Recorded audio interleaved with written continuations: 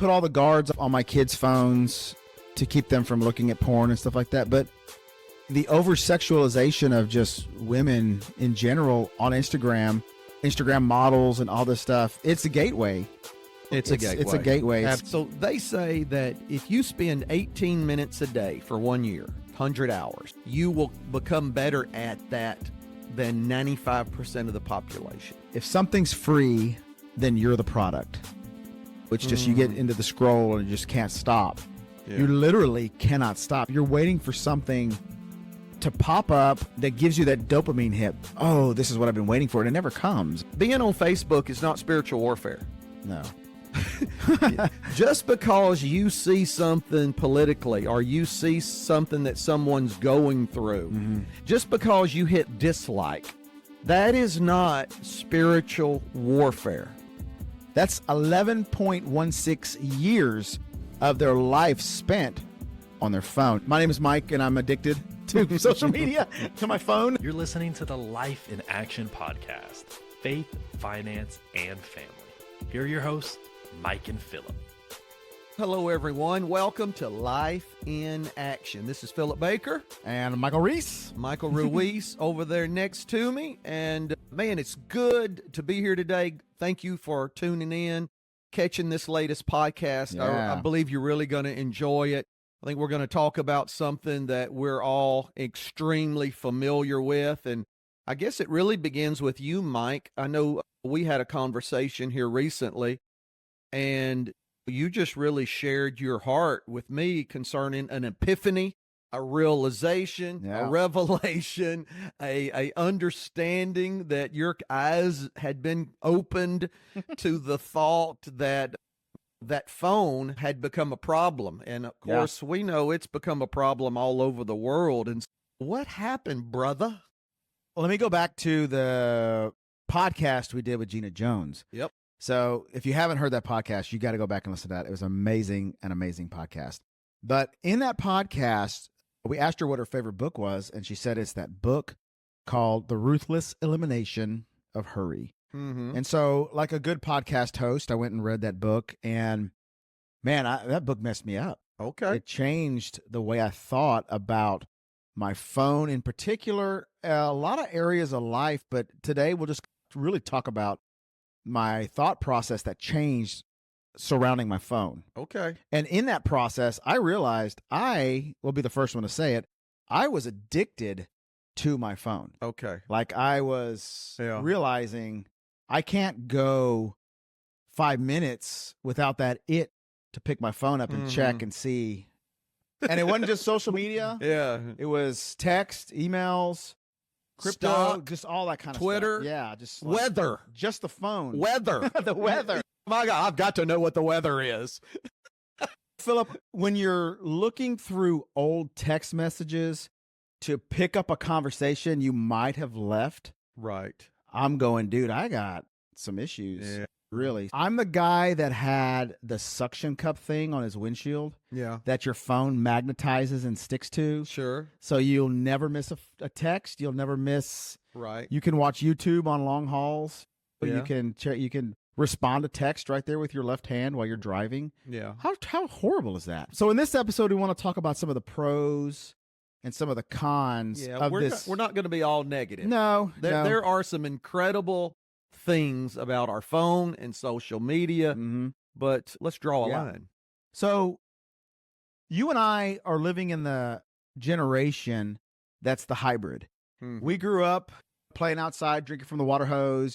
3 o'clock was a big thing for us because we got to go in and watch cartoons. Right. But be home by the lights are off. That's by right. the lights come on, street lights. But we never had this technology.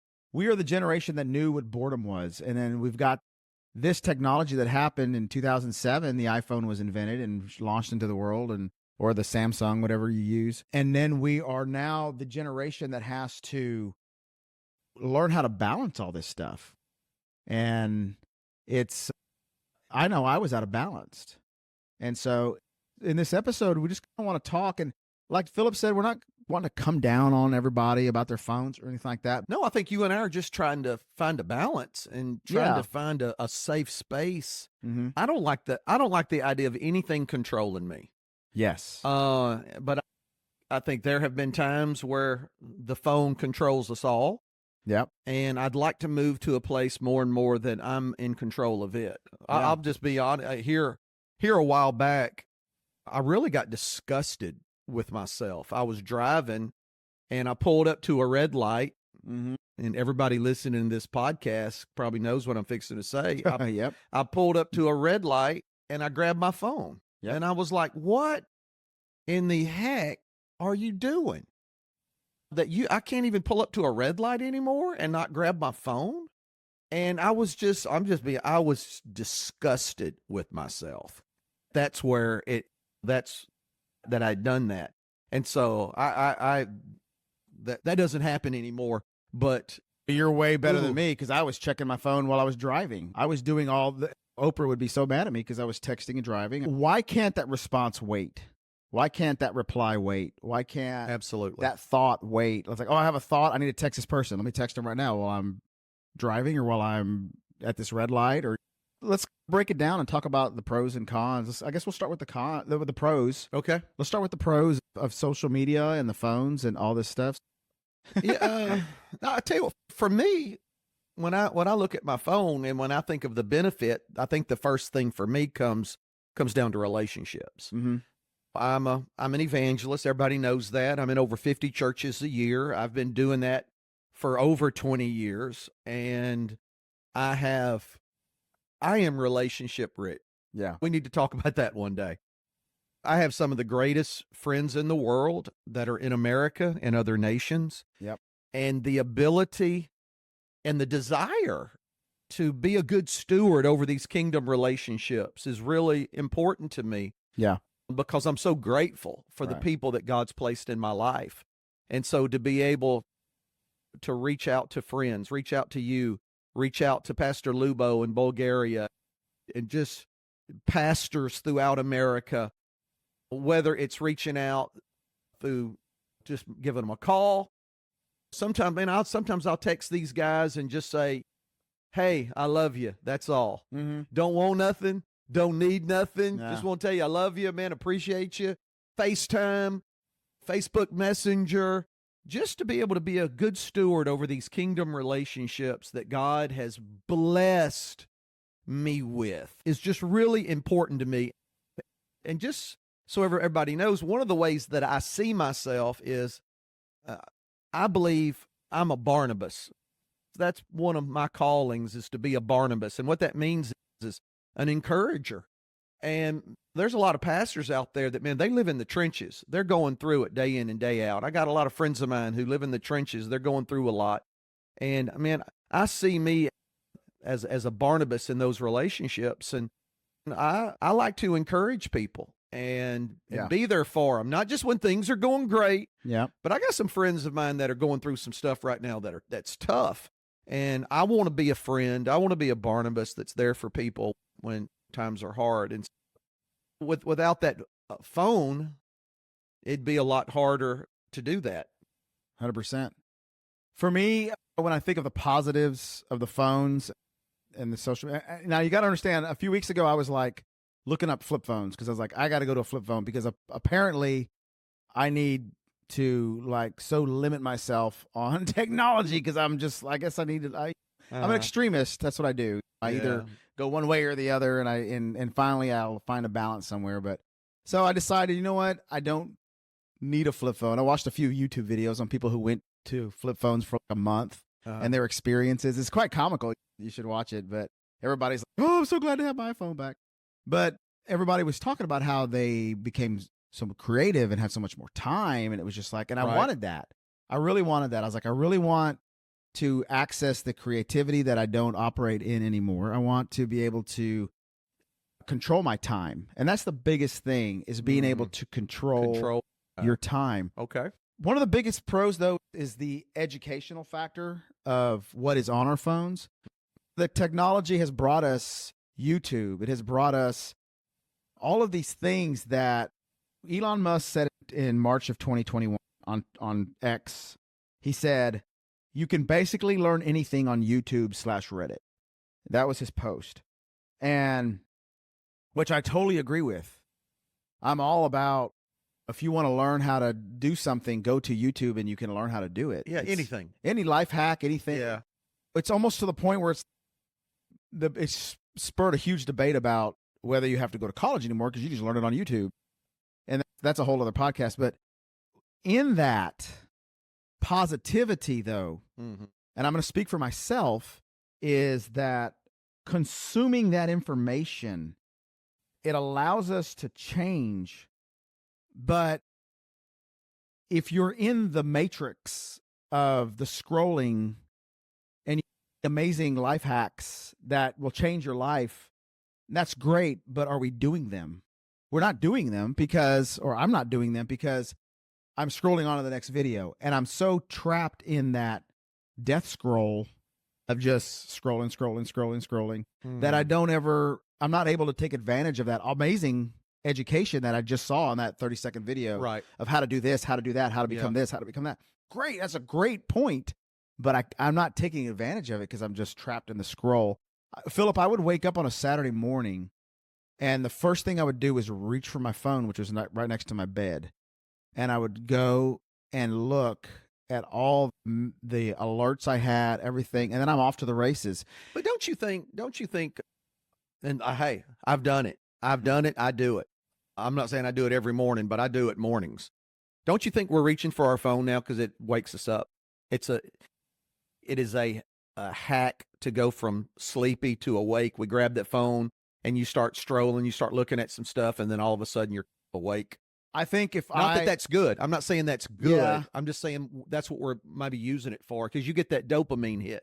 That's exactly what I was going to say. If I'm a smoker and I wake up in the morning, the first thing I do is go smoke a cigarette. And that's really to be honest, I had to be honest with myself, is you're addicted to the dopamine hit because if I get on my phone and the first thing I do is I look at my emails and then I check Instagram and I check Facebook and then I check, even in creating this podcast, you do all this work to create a reel, to create a podcast, and then you want to go out and see who's listening, who's approved, who's liked, who's done this.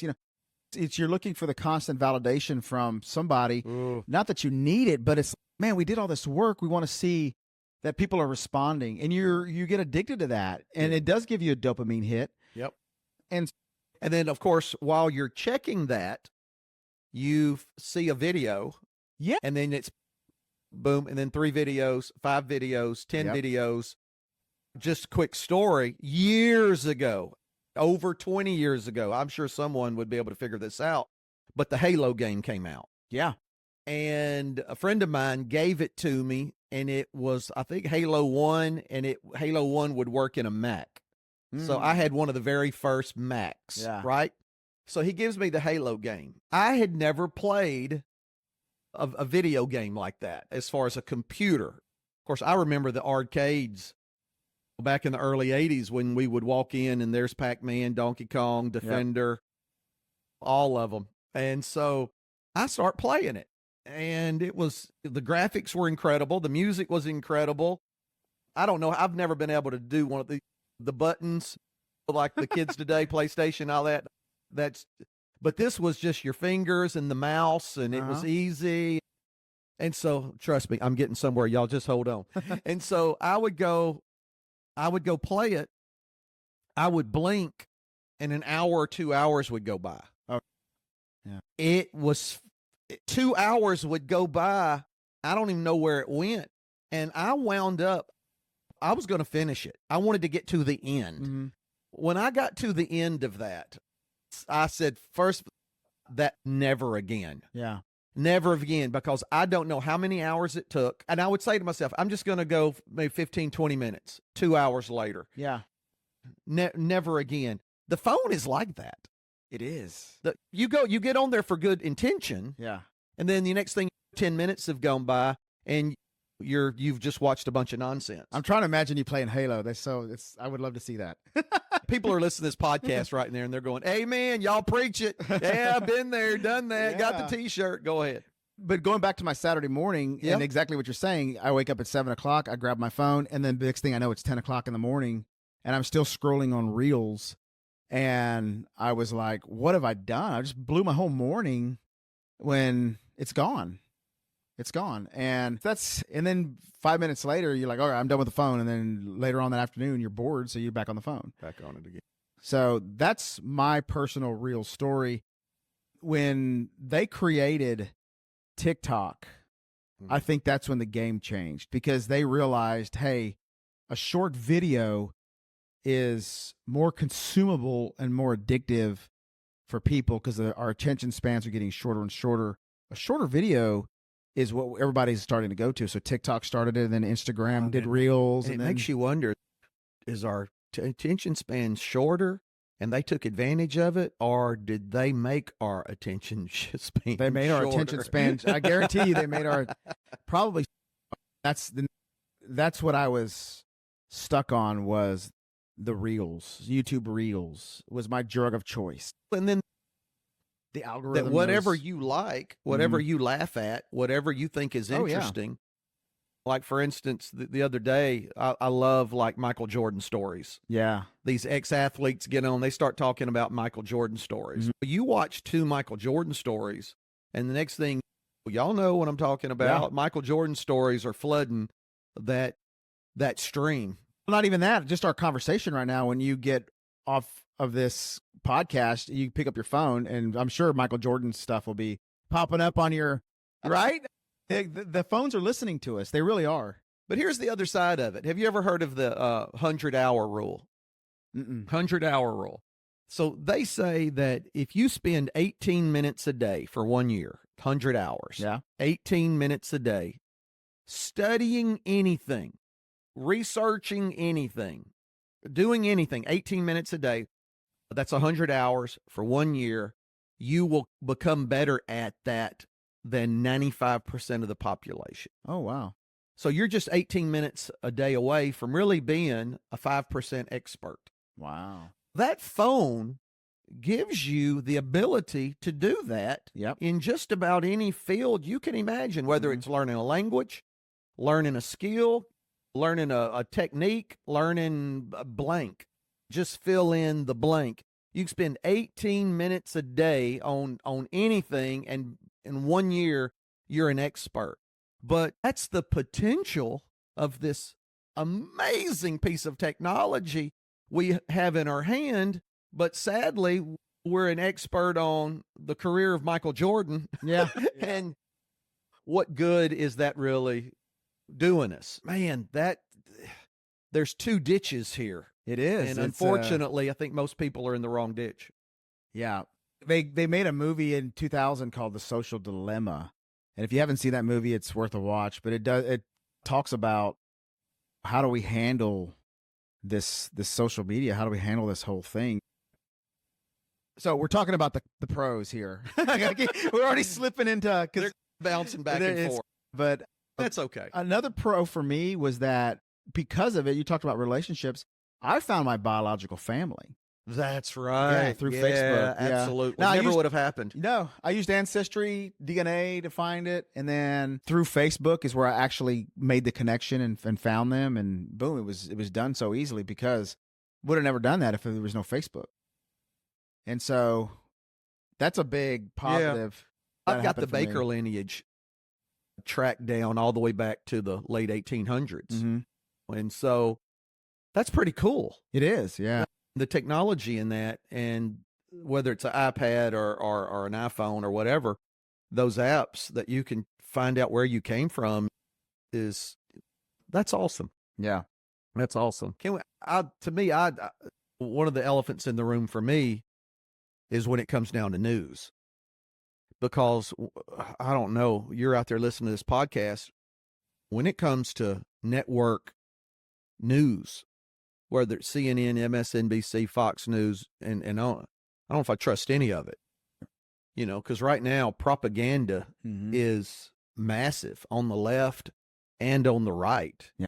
And it's all about money. What's that old expression? Left wing, right wing, same bird. Sometimes I think I love that. sometimes I think the media dollar is going to the same place on the right and on the left. Oh, yeah. It's like Right. one company that's controlling RC and Coca-Cola. Yeah. I know those are 2 different companies, but that's what it feels like, Mhm. is one company all the dollars are going to the same company, left Yeah. wing, right wing. And the manipulation of that is incredible. And so for me to be able to get on X and not that there's no propaganda on X, because of course we know we are, but sometimes you can see tweets that are not from news organizations, they're from people, and the video is right there. Mm-hmm. And you're able to, I trust that more than I trust Yeah. what's being written on network television. And there's things that are happening all over the world that we would never know. Mm-hmm. You would never see video of. Right. It would never be reported. Things that are going on in China and India and Africa and all over the world that we would never know of if it wasn't for social media and that phone. And social media, though, their algorithms are, if you're a right-wing conservative, they're going to keep feeding you more right-wing conservative stuff. If you're a left-wing liberal, they're going to feed you. The algorithm knows what you, like you said before, they know what you want, and they're going to give it to you because they want you to stay on it. Yeah. They want you to. So I know our pros almost sounded like cons, but do you have any more pros as far as? I think, you and I have been on this journey of health for a while, and we're going to be doing a podcast soon on the things that we've been doing and the results we've been seeing. But about a year and a half, we went into this. Doctor was wanting to put me on a statin, and I started doing all the research on that. Yeah. And to be able to go over to Twitter and put in statins and inflammation and that whole world, and begin to read from people all over the world and their experiences, and then studies, and because you're only going to get one side from doctors, you're only going to get one side from Google, you're only going to get one side, and go down that rabbit hole. And I was able help from a doctor that's outside of the whole big pharma world, and really stumbled across inflammation and how important that word is to us in our body, and to be able to begin to study that and learn things about seed oils and gluten and sugar and processed foods, and getting over into things like carnivore and keto. And every week we are giving away a free copy of Philip Baker's book on our Instagram. All you have to do to enter is follow our page. Head over to life_in_action on Instagram, give us a follow, and you are entered. Easy as that. Now, back to the show. And it's dramatically changed our diet. And I don't think that world, we would have been able to learn any of that without social media, phone, reels, to begin to get into those reels about the dangers of seed oils and energy drinks and sugar and processed foods and gluten, and the difference between gluten in America and gluten in Europe. If you're sitting here listening to this, I go over to Bulgaria, I eat more over there than I eat here, and I lose weight. Yeah. You go over to Italy and you're eating pasta and you feel great. You eat pasta over here and you feel horrible. Yeah. And so to be able to research that and to begin to go down that rabbit hole and to learn what all that's about and why and what and where and when, once again, not possible without this phone. It's the knowledge. It's obtaining knowledge quicker, and that's the convenience of the phones.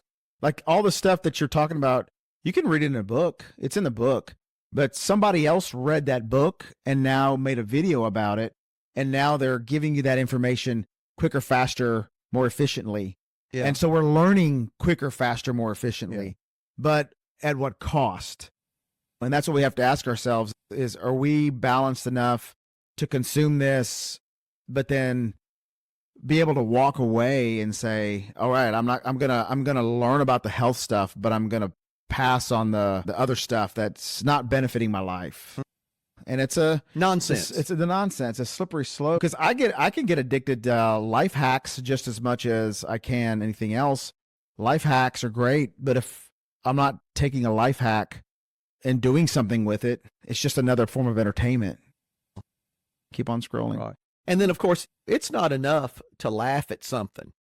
It's not enough. No. You got to send it. You got to send it with You everybody. got to share it. How many videos have I sent you in my lifetime? Hey, it's not funny unless other people are laughing with you. Yeah. So there's that whole thing. So not only are you watching stuff that you found, you're having to watch all the stuff. I got 3 daughters, and they're always sending me videos to watch. And they're not life hack stuff. No. They're just mindless, funny, cute stuff. If you remember when the iPhone first came out and how difficult it was to share something, but Yeah. now it's just so easy to share. It's like almost like they've made it shareable and made it just like, hey, this is made to share it, send it, spread it. Yeah. Let's get into what have been the negatives that have come to the surface since you started down this path of really breaking that addiction. And Yeah. So what I did personally was the first thing I did was I got rid of social media. I deleted it off my phone. Okay. I still have it on my iPad, but for me to get on Instagram and look at something or make a post, I got to get on my iPad. It's not as sexy and not as good looking. convenient. Yeah, it doesn't look as good on your iPad. Even the app looks rough on an iPad compared to a phone. Okay. But so I had to do that, and so that really broke me from going to my phone all the time because it took about 2 days actually Right. for me to. As far as the cons is, you're in a room and everybody's on their phones and you're not, and it's okay. And now you're having these thoughts like, am I missing out on something? Everybody's talking and chatting or doing whatever. But the positives outweigh the negatives. Let me say that in it. But We hope so. some of the cons, though, of the actual phones or the actual social media, and I've already mentioned one, was the doom. We call it doom scrolling. It's just you get into the scroll and you just can't stop. Yeah. You literally cannot stop. You're waiting for something to pop up that fills that gives you that dopamine hit, that just gives you that, oh, this is what I've been waiting for. And it never comes. It's just, it's never there. They call it the doom scroll. And I've already talked a little bit about that, but to me, that's like the first negative, is that we're wasting so much time Yeah. that we could be doing other things.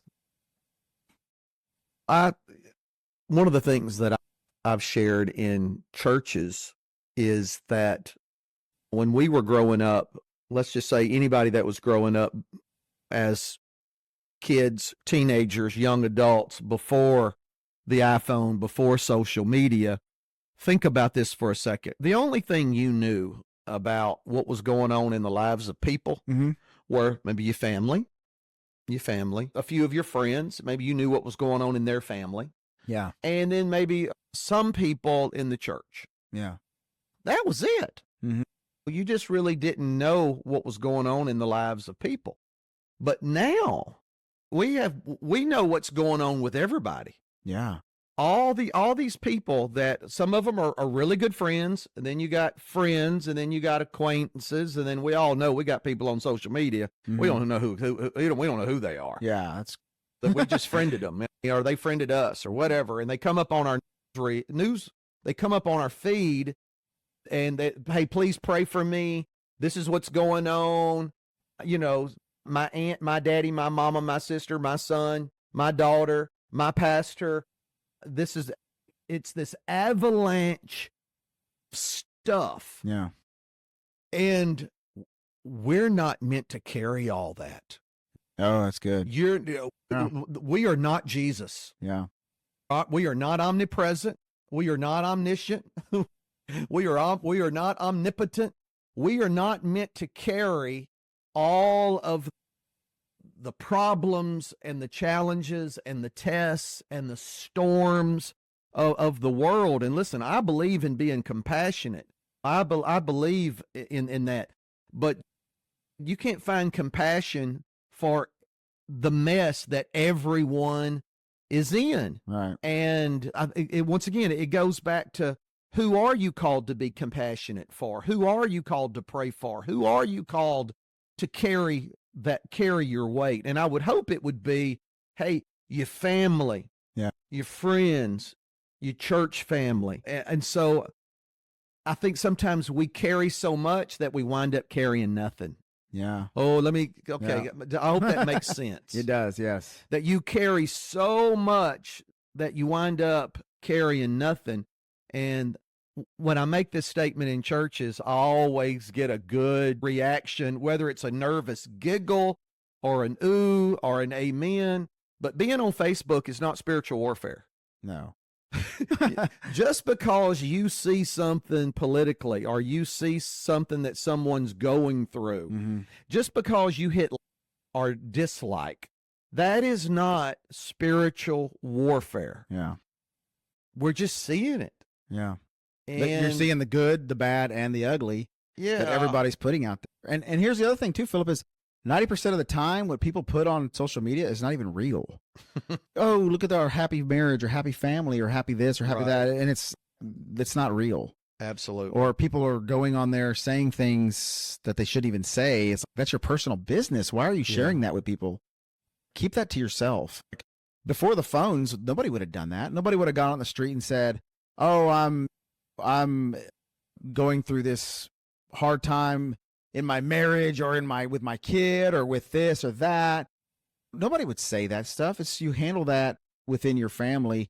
You're only asking for opinions.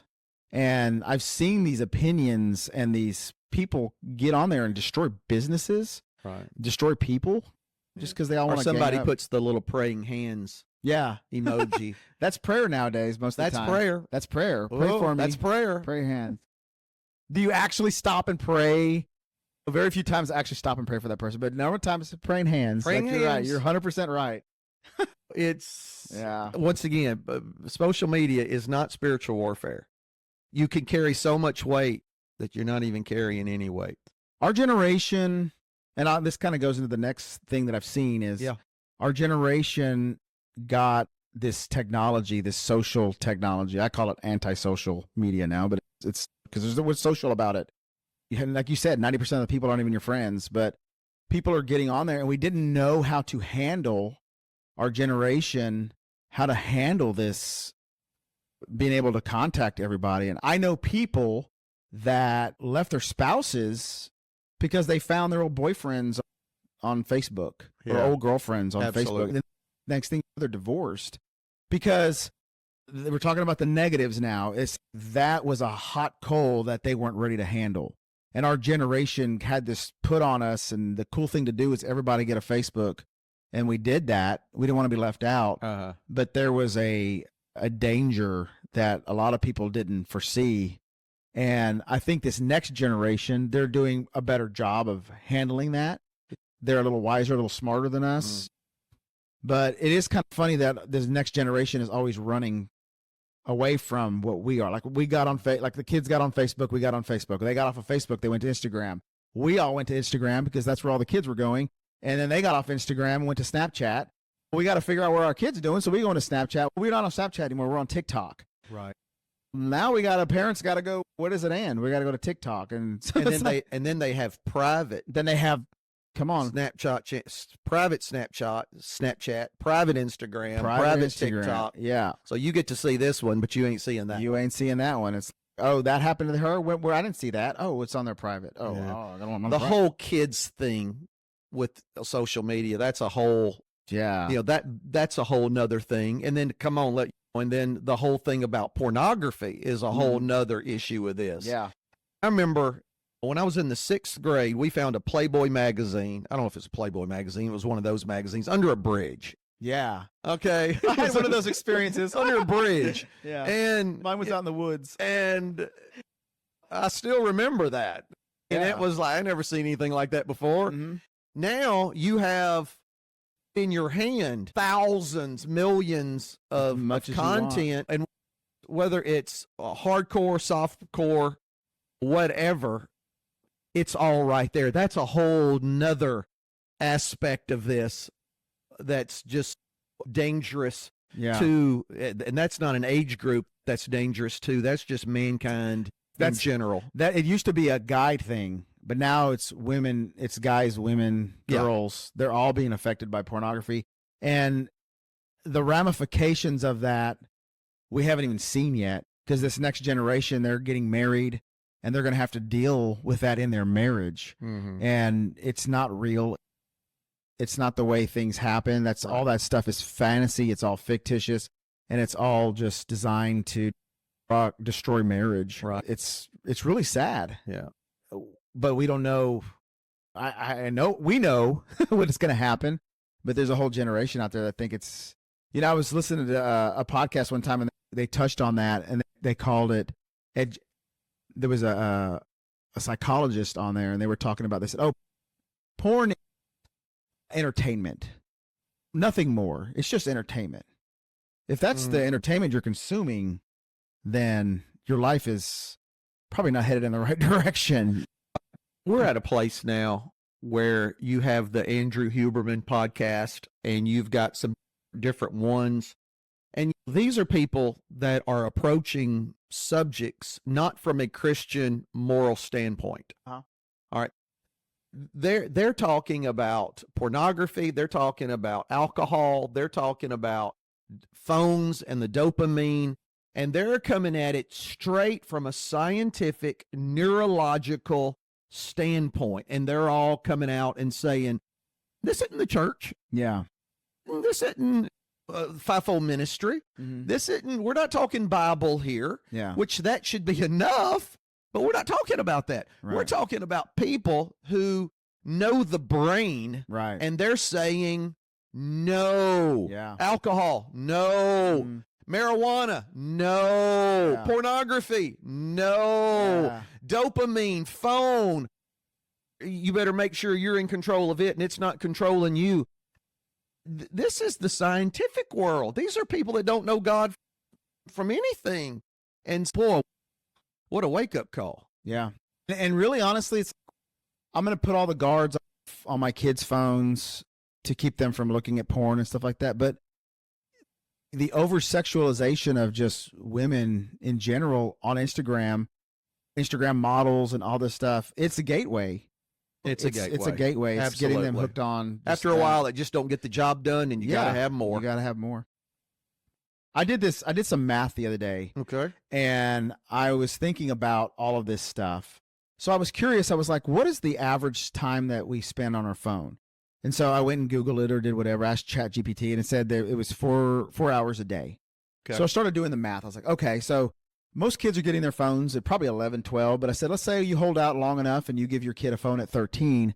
So if your child's 13 years old and they live to 80, okay, that means they're living, 67 years of their life. This isn't going to be good. Go Yeah. ahead. So I did the math at 67 years, because we know that this generation is going to have something in their hand for the next rest of their life. It's just a fact of life. So let's say this 67 years that they're on the earth. Let's say that the 80 years that they're on the earth. Now they've got this phone in their hand for 67 years of it.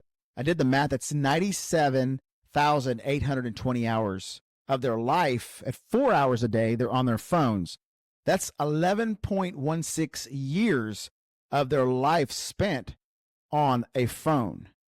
Teens actually spend an average of 7 to 9 hours a day. So that's almost double of their time on their phone. Now, that's not counting television. Yeah. That's not counting video games. That's just on our phones. You can literally go to your screen time on your phone and you can see what your average time is. Absolutely. I know mine was probably about 5-6 hours a day is what my screen time was saying I was on my phone. Wow. And that's math there. That's just math. That's just taking the average of it. And it's eye-opening when you start talking years of your life that you could have been doing.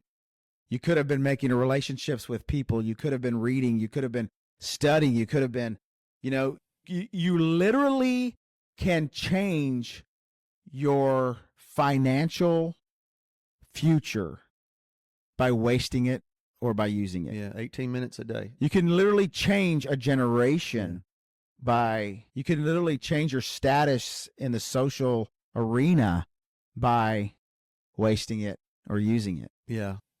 Life in action. We always keep things centered around faith, finances, and family. Yeah. And I think it'd be appropriate to ask this question to ourselves and then to everyone who's listening is, has your phone, has social media has it been a detriment to your relationship with God? Yeah. And for instance, when I got into my 40s, my eyesight, you started needing reading glasses, Mhm. that type of thing. And it was so much easier when I could have a Bible app. Yeah. And it'll be LB Bible and make the font bigger, get the font exactly the way I like it. Yeah. Put the color behind it just the way I like it, that it's Yeah. pleasing to my eye. And I can even read the word, and I like to be able to scroll. I like to where you can hit the button and the Bible app, it scrolls and it keeps moving. Yeah. It keeps you, but the harm is you're reading the Bible on the iPad Yeah. or on your phone, and so you're one click away from clicking off Yep. and going over to check something, right? And then if you're a Christian, I bet you're going to exactly know what I'm talking about, that you set aside time to either read the word or to pray. And it's amazing how your brain starts reminding you of all the things you've got to do today. Oh yeah.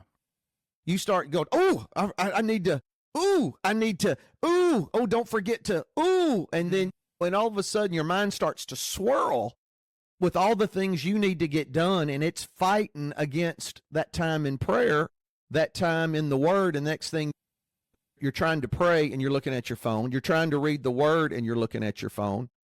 There's this place where just about when I'm in town, every day I go to, and it's just a place outside, and I just walk. I'll walk and pray. And you want your kids to be able to get in touch with you. You want your wife to be able to get in touch with you. So you put your phone in your back pocket. About a year and a half ago, I was in a church, and there was a real sweet couple that were just praying. They was just praying over me, real sweet. And God really gave this lady a word. And as she was praying, she mentions God's going to give you an airplane mode. And I never forgot the airplane mode. And so I really grabbed hold of that word. Yeah. And there are just times during the day, especially when I go to this place and pray, that the phone gets put in airplane mode and I leave it in the car. Yeah. And the reason I put it on airplane mode is because you can keep it in your car, but if it's on, your watch will go off. Yeah. And you're looking down at your watch. Yeah. To see, all right, who's texting me? Yep. Because I get a lot of texts, a lot of relationships, and I love them all. But the phone goes on airplane mode. It gets kept in the car. And you know what? The world will be okay. Philip Baker will be okay. PBM will be okay if I don't look at my phone, if I don't answer a text, if I don't answer a phone call for 30, 45 or an hour. And because there was a day when we didn't have phones. oh, Lord. So what happened? Oh, somebody had to go find you. Airplane mode.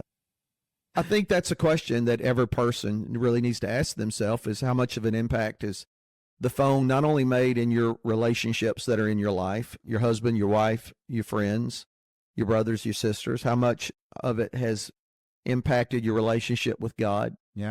And then, is that phone bringing out the best in you? Yeah.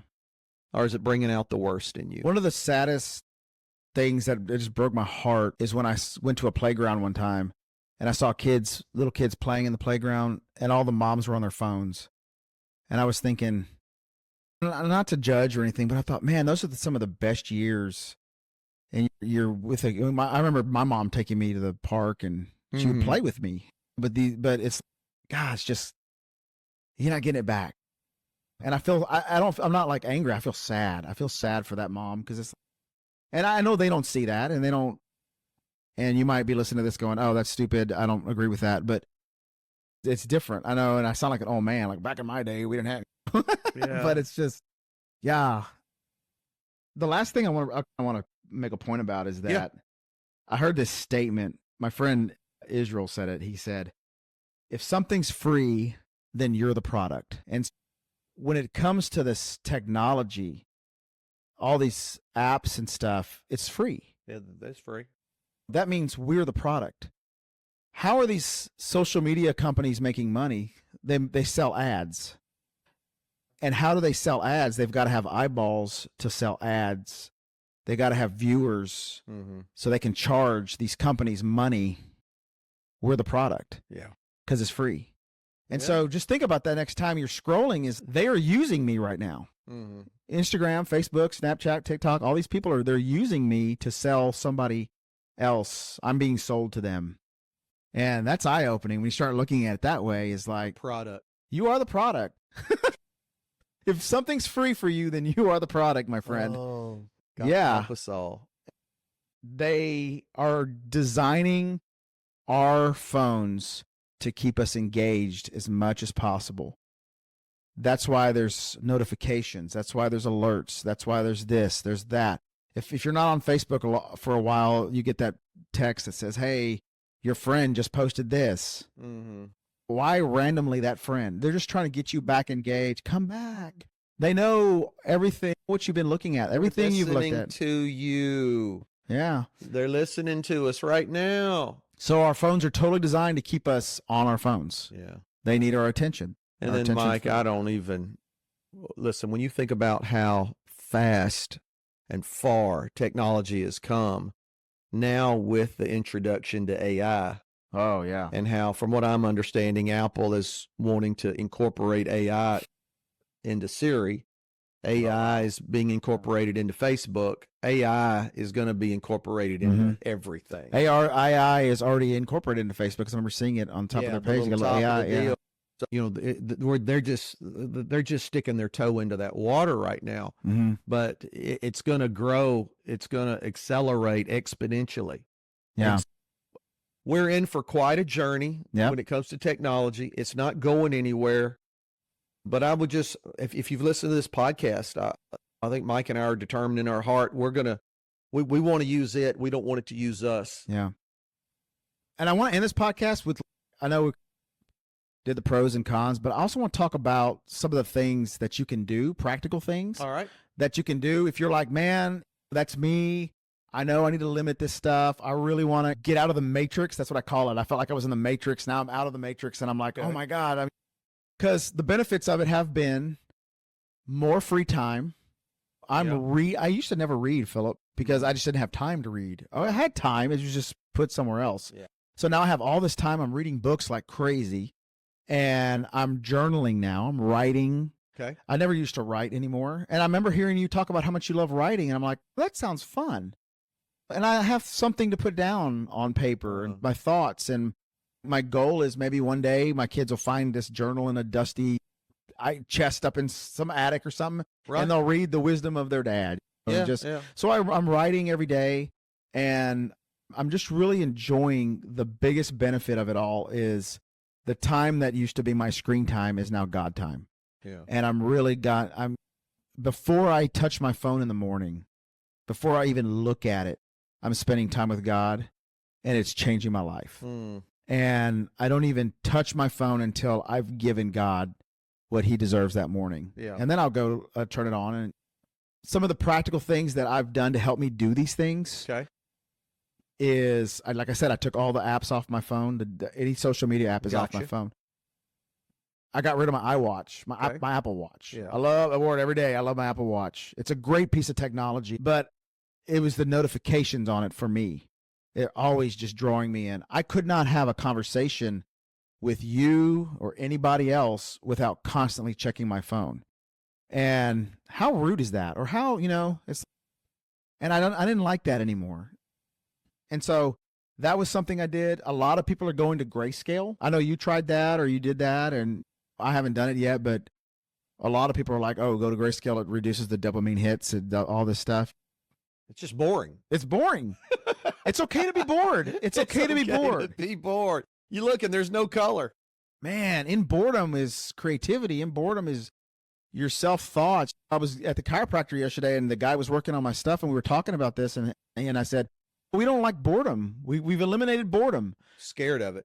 We're scared of it. Why? And he goes, well, I guess because then we'll have to think about our life, and we'll have to engage in ourselves. And I said, or we might have to hear from God. Yeah. Some of us don't want to hear from God. And so, and those are the small things that I've done that have made a huge difference. And literally, I went from hours and hours a day on social media. Now I'm like maybe 3 minutes a day. Yeah. It's really good. I really like it. And I know I need to find balance in it, but it's just been very freeing. Yeah. Not a conversation everybody likes to have. You've got yourself down to Mike's Car Wash Yeah. and those posts, but you've got somebody doing that for you. And then I've got all the life in action, reels and Yeah. the podcast. Spotify. I'm committed to Life in Action, to that Instagram. And then Mike's Car Wash, or my business, I've just this week, I said, hey, let's hand that over to somebody totally. And I had 4 or 5 Instagram pages. I got rid of all of them except for Life in Action. Okay. And I'm just like, man, that'll be and I may bring back one of them just to have, but I had to break the addiction. Yeah. And then I could just think clearly and then manage it and be able to do that. I got rid of that suction cup thing off my windshield. I threw that away. Yeah. I was going to bring it to show it to you, but you've seen it before. I got rid of that thing. Yeah. Now I drive the speed limit. A few other things that have helped me is like when I go out and eat, I'll just leave my phone in the car. And that way I don't even have to worry about it. If I miss a phone call, I mean, it's not like I'm gone for hours and hours. It's just a few minutes. The other thing I do is like no cell Sunday, which is where I just basically leave my phone at home and I go to church. And then when I get back, I just leave it on, do not disturb. And I literally try to not touch my phone all Sunday and just enjoy the day, enjoy it, relax, just enjoy the family, just enjoy my time. It's really been freeing. So just a few simple changes and you can start taking control of your life. Yeah. And I think that's how we started this off with was I want control of my time. I don't want Apple to control my time. I don't want Mark Zuckerberg to control my time. I want to control my own time. Wow. Hey, I think it's been a great podcast. I It think has. we've given people a lot to think about. And at the same time, it's all the stuff that we need to think about even more. Yeah. And so this has been good. It's been a really good one, man. I had to be really transparent on this one just to say, hey, my name is Mike and I'm addicted to social media, to my phone. Yeah. But man, I'm telling you, when you break it off, it feels so good.